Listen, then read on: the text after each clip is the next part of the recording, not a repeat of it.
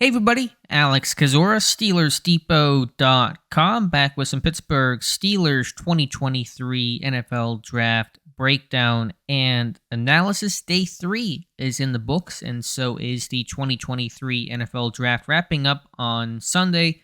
Apologize for the bit later video. Very busy post-draft with Mike Tomlin, Omar Khan speaking, finishing up the last couple of picks that came in and tracking some of the undrafted free agents. But let's talk about the 3 selections Pittsburgh made on Saturday. Starting at 132 overall in the 4th round, that pick acquired from the Carolina Panthers on Friday night as part of the trade down from pick 80 to 93, and the Steelers still getting Darnell Washington out of it. They also got Nick Herbert, the linebacker from Wisconsin. Pittsburgh says they're going to use him as an outside linebacker and edge rusher to begin his career. You know, he's a guy that was on our radar. Aaron Curry, Pittsburgh's linebacker coach, at that pro day. Interesting that Curry was at the pro day, but it was Denzel Martin, the outside linebackers coach, who actually had the post-pick presser instead. That's kind of interesting now that I think about it. But, you know, Herbert's a guy that's hot motor, good hand use, tries to stay clean, highly productive guy with sacks and tackles for loss. Some good numbers he put up in Wisconsin. And Pittsburgh loves those badges. Of course, they drafted teammate Keanu Benton in the 2nd round. They've drafted T.J. Watt, Isaiah Loudermilk, assortment of undrafted type players. And so they like that system, like that school pretty well. Here's my concern on Herbig, because we talked about him, Dave and I, and the Depot team for a while now, is that we assumed, and I think even Herbig himself said as much during his pro day, that we assumed he was going to be an off-ball linebacker in the NFL, a guy that could line up on the edge in some sub-package wrinkles and do some stuff on as a pass rusher, not to mitigate that and totally hide that, but a guy 6'2", 240 with 31.25-inch arms, and that is not a Steelers edge rusher. And it's less about the height is not a factor.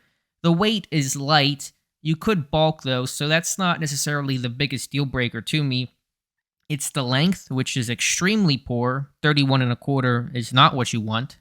For example, that's about the length that Malik Reed had, and you saw how that went in Pittsburgh last year. And it's just the frame. You just look at the guy, the way he carries that weight. It's a thinner frame, not really broad-shouldered, and so can you play on the edge against tackles that are, well over 300 pounds with 33, 34, 35-inch arms?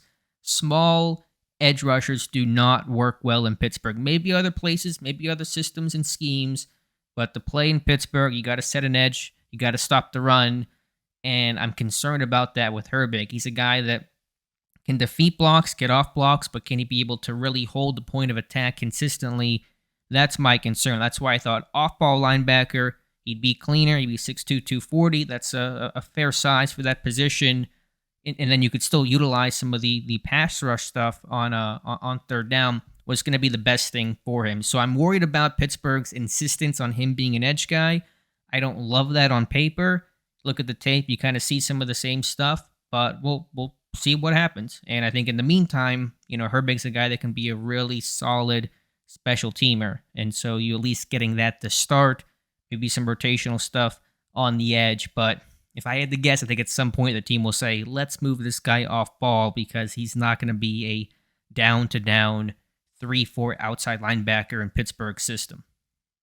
It took 109 picks for the Steelers to make their next selection, and that is a historic wait. In all that downtime, I researched things and went back through the Pittsburgh Steelers draft history. They've never had to wait 109 picks between selections before. And so if it felt like an especially long time, it was. And they've been drafting since 1936 with Bill Shakespeare from Notre Dame, the first ever draft pick. That is a true fact, by the way.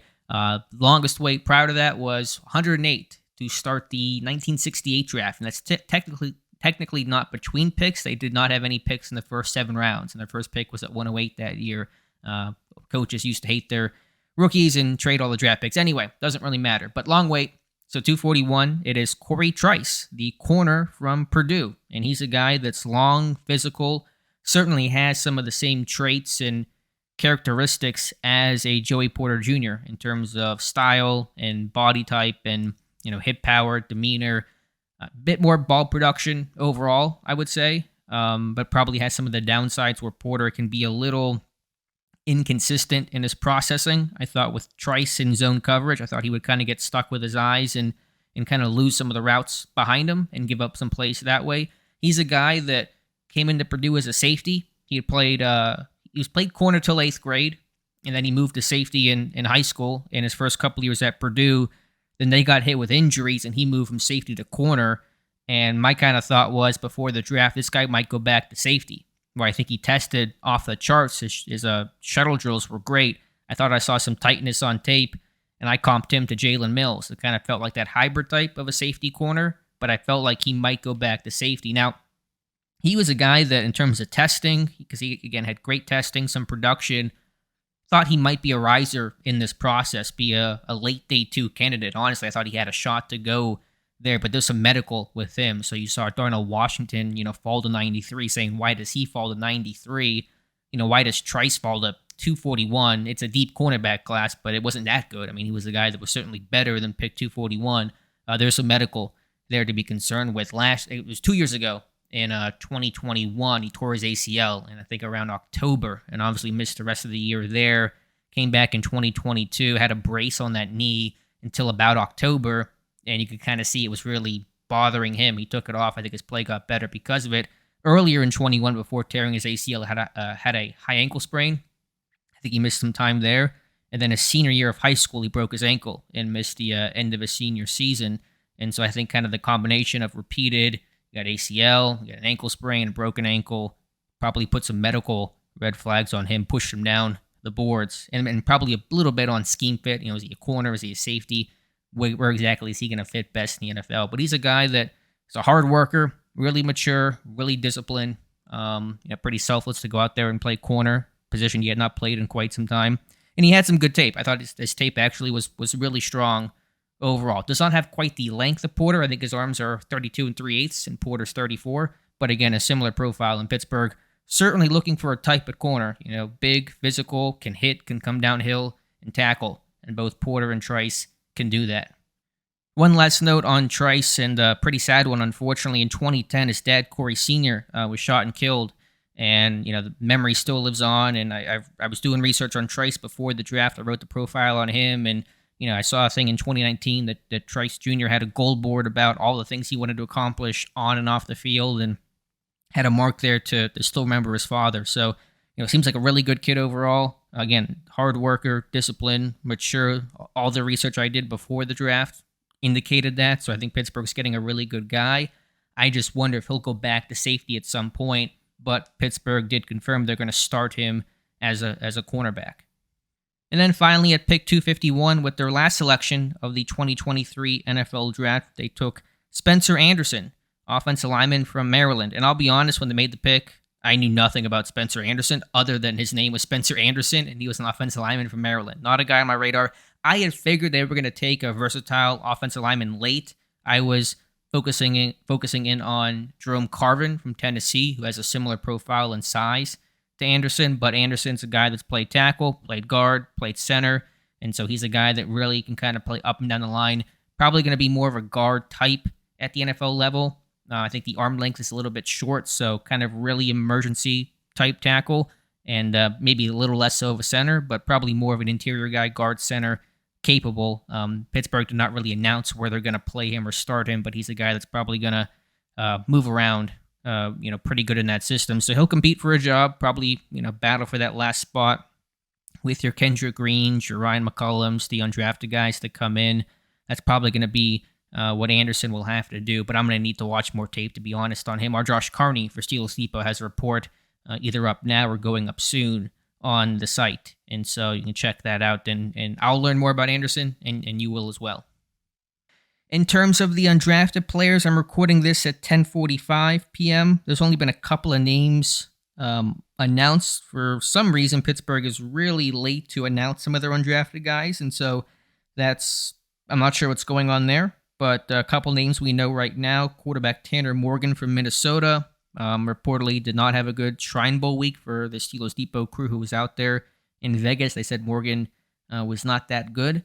Running back Jordan Byrd from San Diego State really more known as a return guy. And Tyler Wise from the site pointed this out, that he's got multiple returns for touchdowns in his career, I think 3 or 4. And so he's didn't do a lot as a running back, under 400 yards rushing last year, but this is a guy that will push for a return, spot, and that's rarer and harder to find, but that's going to be his path of trying to make the team. Monty Pottebaum from Iowa, the big blonde mulleted fullback, and so that's going to be a lead blocker there. The odds of making the team are pretty low, but I thought one of the better kind of true fullbacks, it was Lipke from North Dakota State, that was viewed as kind of the best fullback, but he's more of a use check, kind of all-around type dude. As a pure lead blocker, I think Pottebaum was probably one of the better guys in the class. Kind of reflects just the style of play that Pittsburgh's going to go with, the big physical people. David Perales from Fresno State, an edge rusher, really productive guy. I think he had 11 sacks last year, kind of lacking a bit of size, 9 forced fumbles in his career. So he's been a playmaker. Again, lack of size and not great competition. Pushed him into that undrafted camp. There's a guy from Merrimack College whose name I really cannot pronounce that well, so I won't even try. But he's got, good size at 6'4", 300 pounds with, I think, 34 plus inch arms. And so he's got some, traits that are attractive to Pittsburgh to be that defensive end. And then kicker B.T. Potter coming in as well. Obviously, you would expect Chris Boswell to be the guy, but Potter will come in to be that number 2 kicker and at least give Boswell's leg a bit of a rest this summer. He's a guy that was very experienced at Clemson, 69 career games, 75% career field goal percentage to kickoffs. I thought he had a pretty good technique and form. We have a report on him already up on Steelers Depot. We did before the draft. Danny Smith at that pro day. So I had a pretty good feeling they were going to sign a guy like B.T. Potter, and so he's coming in to round out that room.